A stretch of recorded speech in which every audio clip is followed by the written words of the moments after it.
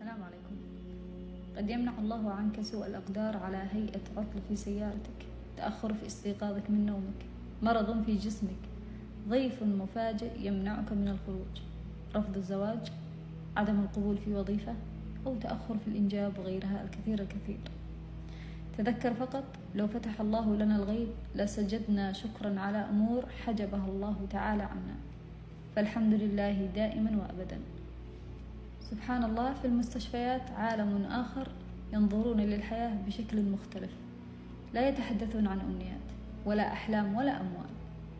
ذاك يتمنى أن يسجد فقط، وآخر يتمنى أن يتنفس طبيعي، وهناك من يتمنى أن يسترجع صحته ويخرج ليرى الحياة من جديد.